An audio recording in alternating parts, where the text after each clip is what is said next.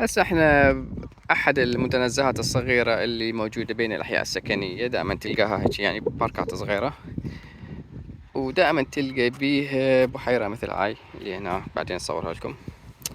فهذا المخطط يراويك شنو شغل البحيرة هاي.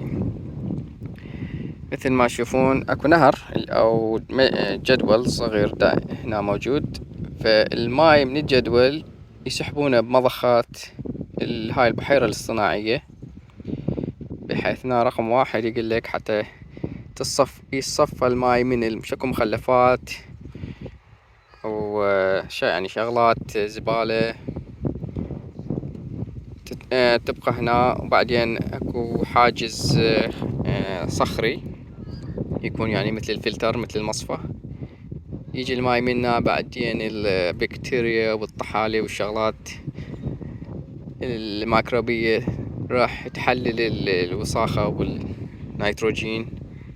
الأخير يطلع الماي صافي، وبعد 3 أيام تقريبا يسحبونه يرجعونه للنهر بحيث الماي يتصفى. هاي الخطوات إذا تريد تقراها. فهي هاي البحيرة الصناعية، هذا الحاجز الصخري نقدر نمشي عليه كجسر مسوينه.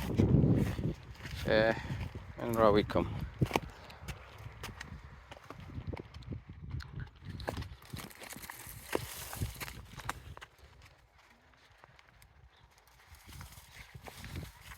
هذا الفلتر المصفى. ما اعتقد، ما ادري، الماي اعتقد يجي منه ويروح من هناك، اعتقد، ما متأكد. فهاي مثل ما تشوفون شكو شغلات نفايات. طبعا النفايات احنا ما نقصد بها يعني البلاستيك والزبالة. نفايات يعني مثلا بقايا الاشجار، شغلات الأضوية اللي قابلة تتحلل.